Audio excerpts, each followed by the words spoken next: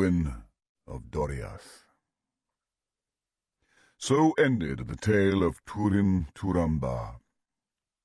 But Morgoth did not sleep nor rest from evil, and his dealings with the house of Hador were not yet ended.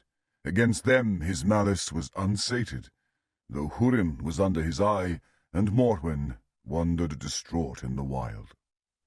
Unhappy was the lot of Hurin. For all that Morgoth knew of the working of his malice, Hurin knew also. But lies were mingled with the truth, and aught that was good was hidden or distorted. In all ways Morgoth sought most to cast an evil light on those things that Thingol and Melian had done, for he hated them and feared them. When therefore he judged the time to be ripe, he released Hurin from his bondage, bidding him go whither he would. And he feigned that in this he was moved by pity as for an enemy utterly defeated. But he lied. For his purpose was that Hurin should still further his hatred for elves and men ere he died. Then, little though he trusted the words of Morgoth, knowing indeed that he was without pity, Hurin took his freedom, and went forth in grief, embittered by the words of the Dark Lord. And a year was now gone since the death of Turin his son. For 28 years he had been captive in Angband, and he was grown grim to look upon. His hair and beard were white and long, but he walked unbowed, bearing a great black staff, and he was girt with a sword.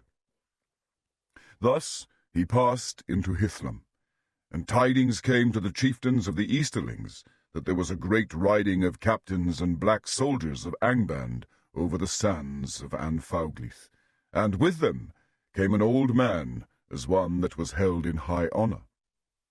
Therefore they did not lay hands on Hurin, but let him walk at will in those lands, in which they were wise, for the remnant of his own people shunned him, because of his coming from Angband as one in league and honour with Morgoth.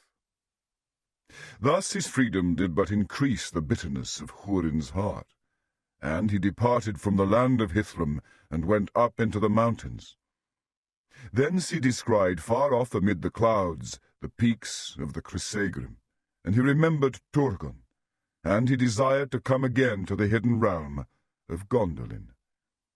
He went down therefore from Eredwethrin, and he knew not that the creatures of Morgoth watched all his steps. And crossing over the Brithiach, he passed into Dimbar, and came to the dark feet of the Echoriath. All the land was cold and desolate, and he looked about him with little hope, standing at the foot of a great fall of stones beneath a sheer rock wall, and he knew not that this was all that was now left to see of the old way of escape. The dry river was blocked, and the arched gate was buried.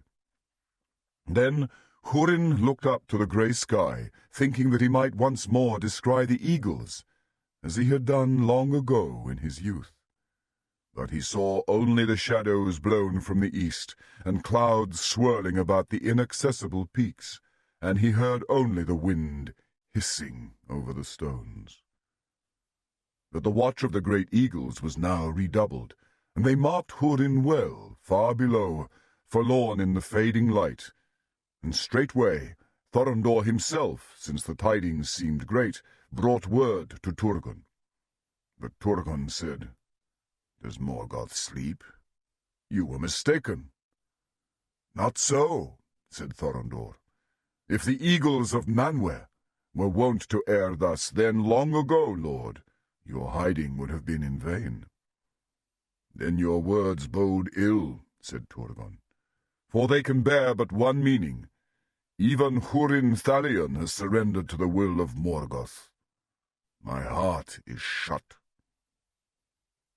But when Thorondor was gone, Turgon sat long in thought, and he was troubled, remembering the deeds of Hurin of Dor-Lomin, and he opened his heart, and sent to the eagles to seek for Hurin, and to bring him, if they might, to Gondolin. But it was too late, and they never saw him again in light or in shadow. For Hurin stood in despair before the silent cliffs of the Doriath, and the westering sun, piercing the clouds, stained his white hair with red. Then he cried aloud in the wilderness, heedless of any ears, and he cursed the pitiless land. And standing at last upon a high rock, he looked towards Gondolin, and called in a great voice, "Turgon! Turgon! Remember the fen of Serech! Oh, Turgon! Will you not hear in your hidden halls?" And there was no sound save the wind and the dry grasses. "Even so they hissed in Serech at the sunset," he said. And as he spoke, the sun went behind the mountains of shadow, and a darkness fell about him, and the wind ceased, and there was silence in the waste. Yet there were ears that heard the words that Hurin spoke, and report of all came soon to the dark throne in the north, and Morgoth smiled, for he knew now clearly in what region Turgon dwelt, though because of the eagles no spy of his could yet come within sight of the land behind the encircling mountains. This was the first evil that the freedom of Hurin achieved. As darkness fell, Hurin stumbled from the rock and fell into a heavy sleep of grief. But in his sleep he heard the voice of Morwen lamenting, and often she spoke his name, and it seemed to him that her voice came out of Brethil. Therefore, when he awoke with the coming of day, he arose and went back to the Brithiach. And passing along the eaves of Brethil, he came at a time of night to the crossings of Teglin. The night sentinels saw him, but they were filled with dread, for they thought that they saw a ghost out of some ancient battle mound that walked with darkness about it. And therefore Hurin was not stayed, and he came at last to the place of the burning of Glaurung, and saw the tall stone standing near the brink of Cabed Neramath. But Hurin did not look at the stone, for he knew what was written there, and his eyes had seen that he was not alone. Sitting in the shadow of the stone there was a woman, bent over her knees, and as Hurin stood there silent, she cast back her tattered hood, and lifted her face. Grey she was, and old. But suddenly her eyes looked into his, and he knew her, for though they were wild and full of fear, that light still gleamed in them, that long ago had earned for her the name Elethwin, proudest and most beautiful of mortal women in the days of old. "You come at last," she said. "I have waited too long." "It was a dark road. I have come as I could," he answered. "But you are too late," said Morwen. "They are lost." "I know it," he said, "but you are not." But Morwen said, "Almost. I am spent.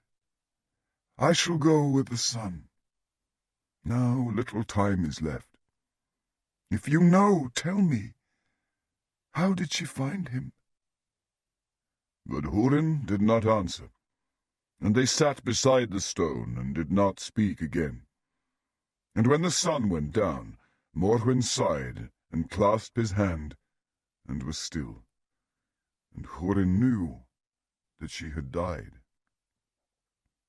He looked down at her in the twilight, and it seemed to him that the lines of grief and cruel hardship were smoothed away.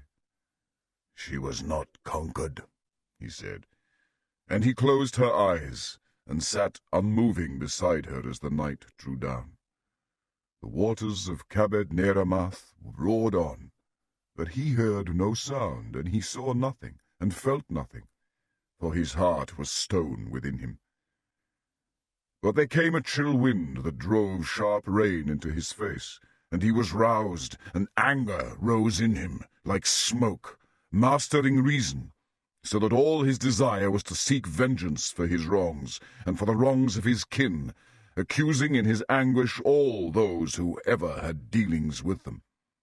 Then he rose up, And he made a grave for Morwen above Cabed Neramath on the west side of the stone, and upon it he cut these words, Here lies also Morwen Elethwin. It is told that a seer and harp player of Brethil named Húrin made a song, saying that the stone of the hapless should not be defiled by Morgoth, nor ever thrown down, not though the sea should drown all the land, as after indeed befell. And still tall Morwen stands alone in the water beyond the new coasts that were made in the days of the wrath of the Valar. But Hurin does not lie there, for his doom drove him on, and the shadow still followed him. Now Hurin crossed over Teglin, and passed southwards down the ancient road that led to Nargothrond. And he saw far off to the eastward the lonely height of Amon-Ruth, and knew what had befallen there. At length he came to the banks of Narog, and ventured the passage of the wild river upon the fallen stones of the bridge, as Mablung of Doriath had ventured it before him, and he stood before the broken doors of Felagund, leaning upon his staff. Here it must be told that after the departure of Glaurung, Mim, the petty dwarf, had found his way to Nargothrond, and crept within the ruined halls, and he took possession of them, and sat there fingering the gold and the gems, letting them run ever through his hands, for none came nigh to despoil him, from dread of the spirit of Glaurung and his very memory. But now one had come, and stood upon the threshold, and Mim came forth, and demanded to know his purpose. But Hurin said, Who are you that would hinder me from entering the house of Finrod Felagund? Then the dwarf answered, I am Mim, and before the proud ones came from over the sea, dwarves delved the halls of Nulu-Kizdin. I have but returned to take what is mine, for I am the last of my people. Then you shall enjoy your inheritance no longer, said Hurin, for I am Hurin, son of Galdor, returned from Angband, and my son was Turin Turambar, whom you have not forgotten. And he it was that slew Glaurung the dragon, who wasted these halls where now you sit. And not unknown is it to me by whom the dragon helm of Dorlomin was betrayed. Then Mim, in great fear, besought Hurin to take what he would, but to spare his life. But Hurin gave no heed to his prayer, and slew him there before the doors of Nargothrond. Then he entered in, and stayed a while in that dreadful place, where the treasures of Valinor lay strewn upon the floors in darkness and decay. But it is told that when Hurin came forth from the wreck of Nargothrond, and stood again beneath the sky, he bore with him out of all that great hoard but one thing only. Now Hurin journeyed eastward, and he came to the meres of twilight above the falls of Sirion, and there he was taken by the elves that guarded the western marches of Doriath, and brought before King Thingol in the 1,000 caves. Then Thingol was filled with wonder and grief when he looked on him, and knew that grim and aged man for Hurin Thalion, the captive of Morgoth. But he greeted him fairly and showed him honor. Hurin made no answer to the king, but drew forth from beneath his cloak that one thing which he had taken with him out of Nargothrond. That was no less a treasure than the Nauglamir, the necklace of the dwarves, that was made for Finrod Felagund long years before by the craftsmen of Nogrod and Belagost, most famed of all their works in the elder days, and prized by Finrod while he lived, above all the treasures of Nargothrond. And Hurin cast it at the feet of Thingol with wild and bitter words. "Receive thou thy fee," he cried, "for thy fair keeping of my children and my wife. For this is the Nauglamir, whose name is known to many among elves and men, and I bring it to thee out of the darkness of Nargothrond, where Finrod thy kinsman left it behind him, when he set forth with Beren, son of Barahir, to fulfill the errand of Thingol of Doriath. Then Thingol looked upon the great treasure, and knew it for the Nauglamir, and well did he understand Húrin's intent. But being filled with pity, he restrained his wrath, and endured Húrin's scorn. And at the last Melian spoke, and said, Húrin Thalion, Morgoth hath bewitched thee. For he that seeth through Morgoth's eyes, willing or unwilling, seeth all things crooked.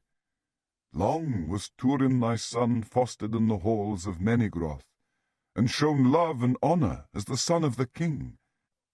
And it was not by the king's will, nor by mine, that he came never back to Doriath. And afterwards thy wife and thy daughter were harboured here with honour and goodwill. And we sought by all means that we might to dissuade Morwen from the road to Nargothrond. With the voice of Morgoth thou dost now upbraid thy friends. And hearing the words of Melian, Húrin stood moveless, and he gazed long into the eyes of the queen. And there, in Menigroth, defended still by the girdle of Melian from the darkness of the enemy, he read the truth of all that was done, and tasted at last the fullness of woe that was measured for him by Morgoth Bauglir. And he spoke no more of what was past, but stooping, lifted up the Nauglamir from where it lay before Thingol's chair, and he gave it to him, saying, Receive now, Lord, the necklace of the dwarves, as a gift from one who has nothing, and as a memorial of Hurin of Dorlomin, for now my fate is fulfilled, and the purpose of Morgoth achieved, but I am his thrall no longer. Then he turned away, and passed out from the 1,000 caves, and all that saw him fell back before his face, and none sought to withstand his going, nor did any know whither he went. But it is said that Hurin would not live thereafter, being bereft of all purpose and desire, and cast himself at last into the western sea, and so ended the mightiest of the warriors of mortal men. But when Hurin was gone from Menigroth, Thingol sat long in silence, gazing upon the great treasure that lay upon his knees. And it came into his mind that it should be remade, and in it should be set the Silmaril. For as the years passed, Thingol's thoughts turned unceasingly to the jewel of Feanor, and became bound to it, and he liked not to let it rest even behind the doors of his innermost treasury, and he was minded now to bear it with him always, waking and sleeping. In those days the dwarves still came on their journeys into Beleriand from their mansions in Eredlindon, and passing over Gelion at Sarn Athrad, the Ford of Stones, they travelled the ancient road to Doriath. For their skill in the working of metal and stone was very great, and there was much need of their craft in the halls of Menigroth. But they came now no longer in small parties as aforetime, but in great companies well armed for their protection in the perilous lands between Aros and Gelion, and they dwelt in Menigroth at such times in chambers and smithies set apart for them. At that very time great craftsmen of Nogrod were lately come into Doriath, and the king therefore summoning them declared his desire that if their skill were great enough they should remake the Nauglamir, and in it set the Silmaril. Then the dwarves looked upon the work of their fathers, and they beheld with wonder the shining jewel of Feanor, and they were filled with a great lust to possess them, and carry them off to their far homes in the mountains. But they dissembled their mind, and consented to the task. Long was their labour, and Thingol went down alone to their deep smithies, and sat ever among them as they worked. In time his desire was achieved, and the greatest of the works of elves and dwarves were brought together and made one, and its beauty was very great, for now the countless jewels of the Nauglamir did reflect and cast abroad in marvellous hues the light of the Silmaril amid most. Then Thingol, being alone among them, made to take it up and clasp it about his neck. But the dwarves in that moment withheld it from him, and demanded that he yield it up to them, saying, "By what right does the Elven King lay claim to the Nauglamir that was made by our fathers for Finrod Felagund, who is dead? It has come to him but by the hand of Húrin the man of Dorlomin, who took it as a thief out of the darkness of Nargothrond." But Thingol perceived their hearts, and saw well that, desiring the Silmaril, they sought but a pretext and fair cloak for their true intent. And in his wrath and pride he gave no heed to his peril, but spoke to them in scorn, saying, "How do ye, of uncouth race, dare to demand aught of me, Elu Thingol, Lord of Beleriand, whose life began by the waters of Cuivienen, years uncounted ere the fathers of the stunted people awoke?" And standing tall and proud among them, he bade them with shameful words be gone, unrequited, out of Doriath. Then the lust of the dwarves was kindled to rage by the words of the king, and they rose up about him, and laid hands on him, and slew him as he stood. So died, in the deep places of Menegroth, Elwe Singolo, king of Doriath, who alone of all the children of Iluvatar was joined with one of the Ainur, and he who, alone of the forsaken elves, had seen the light of the trees of Valinor, with his last sight, gazed upon the Silmaril. Then the dwarves, taking the Nauglamir, passed out of Menegroth, and fled eastwards through Region. The tidings went swiftly through the forest, and few of that company came over Aros, for they were pursued to the death as they sought the eastward road, and the Nauglamir was retaken, and brought back in bitter grief to Melian the queen.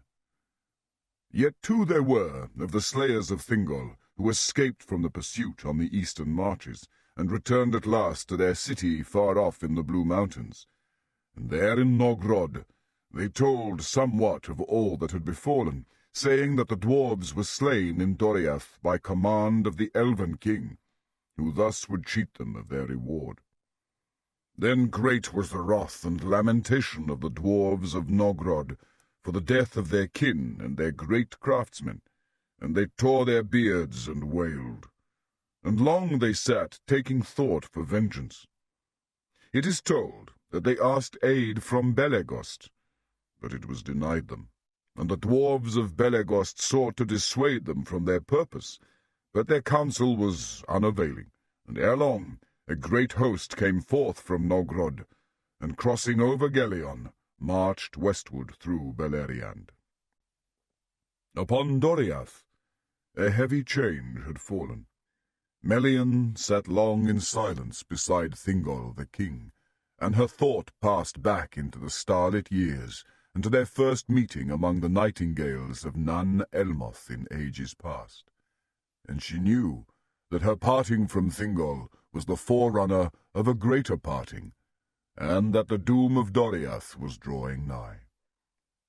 For Melian was of the divine race of the Valar, and she was a Maya of great power and wisdom.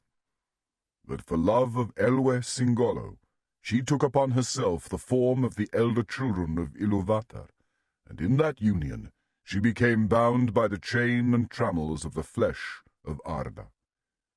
In that form she bore to him Luthien to Nuviel, and in that form she gained a power over the substance of Arda, and by the girdle of Melian was Doriath defended through long ages from the evils without. But now Thingol lay dead, and his spirit had passed to the halls of Mandos, and with his death a change came also upon Melian. Thus it came to pass that her power was withdrawn in that time from the forests of Neldoreth and Region, and Esgalduin, the enchanted river, spoke with a different voice, and Doriath lay open to its enemies. Thereafter Melian spoke to none save to Mablung only, bidding him take heed to the Silmaril, and to send word speedily to Beren and Luthien in Osiriand. And she vanished out of Middle-earth, and passed to the land of the Valar, beyond the western sea, to muse upon her sorrows in the gardens of Lorien, whence she came, and this tale speaks of her no more. Thus it was that the host of the Naugrim, crossing over Aros, passed unhindered into the woods of Doriath, and none withstood them, for they were many and fierce, and the captains of the grey elves were cast into doubt and despair, and went hither and thither purposeless. But the dwarves held on their way, and passed over the great bridge, and entered into Menegroth. And there befell a thing most grievous among the sorrowful deeds of the elder days. For there was battle in the 1,000 caves, and many elves and dwarves were slain, and it has not been forgotten. But the dwarves were victorious, and the halls of Thingol were ransacked and plundered. There fell Mablung of the Heavy Hand, before the doors of the treasury, wherein lay the Nauglamir, and the Silmaril was taken. At that time Beren and Luthien yet dwelt in Talgarlan, the Green Isle, in the river Adurant, southernmost of the streams, that falling from Ered Lindon flowed down to join with Gelion. And their son Dior Eluchil had to wife Nimloth, kinswoman of Celeborn, prince of Doriath, who was wedded to the lady Galadriel. The sons of Dior and Nimloth were Elured and Elurin, and a daughter also was born to them, and she was named Elwing, which is Star-spray, for she was born on a night of stars, whose light glittered in the spray of the waterfall of Lanthir Lamath, beside her father's house. Now word went swiftly among the elves of Osiriand that a great host of dwarves bearing gear of war had come down out of the mountains and passed over Gelion at the Ford of Stones. These tidings came soon to Beren and Luthien, and in that time also a messenger came to them out of Doriath, telling of what had befallen there. Then Beren arose and left Tol Garlan, and summoning to him Dior his son, they went north to the river Askar, and with them went many of the green elves of Osiriand.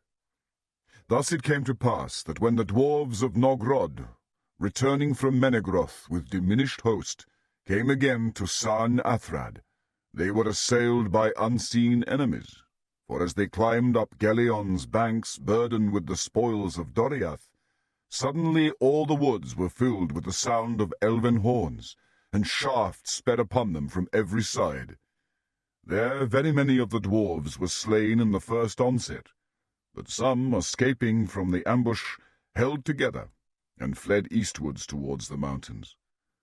And as they climbed the long slopes beneath Mount Dolmed, there came forth the shepherds of the trees, and they drove the dwarves into the shadowy woods of Ered Lindon, whence, it is said, came never one to climb the high passes that led to their homes. In that battle by Sarn Athrad, Beren fought his last fight, and himself slew the lord of Nogrod, and wrested from him the necklace of the dwarves. But he, dying, laid his curse upon all the treasure. Then Beren gazed in wonder on the self-same jewel of Feanor that he had cut from Morgoth's iron crown, now shining set amid gold and gems by the cunning of the dwarves. And he washed it clean of blood in the waters of the river. And when all was finished, the treasure of Doriath was drowned in the river Askar, and from that time the river was named anew Rathloriel, the Golden Bed. But Beren took the Nauglamir, and returned to Talgarlan. Little did it ease the grief of Luthien to learn that the lord of Nogrod was slain, and many dwarves beside. But it is said and sung that Luthien, wearing that necklace and that immortal jewel, was the vision of greatest beauty and glory that has ever been outside the realm of Valinor, and for a little while the land of the dead that live became like a vision of the land of the Valar, and no place has been since so fair, so fruitful, or so filled with light. Now Dior, Thingol's heir, bade farewell to Beren and Luthien, and departing from Lanthir Lamath with Nimloth his wife, he came to Menegroth and abode there. And with them went their young sons, Elured and Elurin, and Elwing their daughter. Then the Sindar received them with joy, and they arose from the darkness of their grief for fallen kin and king, and for the departure of Melian. And Dior Elohil set himself to raise anew the glory of the kingdom of Doriath. There came a night of autumn, and when it grew late, one came and smote upon the doors of Menegroth, demanding admittance to the king. He was a lord of the Green Elves, hastening from Osiriand, and the door wards brought him to where Dior sat alone in his chamber. And there in silence he gave to the king a coffer, and took his leave. But in that coffer lay the necklace of the dwarves, wherein was set the Silmaril. And Dior, looking upon it, knew it for a sign that Beren Nechamian and Luthien Tenuviel had died indeed, and gone where go the race of men to a fate beyond the world. Long did Dior gaze upon the Silmaril, which his father and mother had brought beyond hope out of the terror of Morgoth, and his grief was great that death had come upon them so soon. But the wise have said that the Silmaril hastened their end, for the flame of the beauty of Luthien, as she wore it, was too bright for mortal lands. Then Dior arose, and about his neck he clasped the Nauglamir, and now he appeared as the fairest of all the children of the world, of threefold race, of the Edain, and of the Eldar, and of the Maiar, of the Blessed Realm. But now the rumour ran among the scattered elves of Beleriand that Dior, Thingol's heir, wore the Nauglamir, and they said, "A Silmaril of Feanor burns again in the woods of Doriath." And the oath of the sons of Feanor was waked again from sleep, for while Luthien wore the necklace of the dwarves, no elf would dare to assail her. But now, hearing of the renewal of Doriath and of Dior's pride, the seven gathered again from wandering, and they sent to him to claim their own. But Dior returned no answer to the sons of Feanor, and Celegorm stirred up his brothers to prepare an assault upon Doriath. They came at unawares in the middle of winter, and fought with Dior in the 1,000 caves, and so befell the second slaying of elf by elf. There fell Celegorm by Dior's hand, and there fell Curufin and dark Caranthir. But Dior was slain also, and Nimloth his wife, and the cruel servants of Celegorm seized his young sons, and left them to starve in the forest. Of this Maedhros indeed repented, and sought for them long in the woods of Doriath. But his search was unavailing, and of the fate of Elured and Elurin no tale tells. Thus Doriath was destroyed, and never rose again. But the sons of Feanor gained not what they sought, for a remnant of the people fled before them, and with them was Elwing, Dior's daughter. And they escaped, and bearing with them the Silmaril, they came in time to the mouths of the river Sirion by the sea.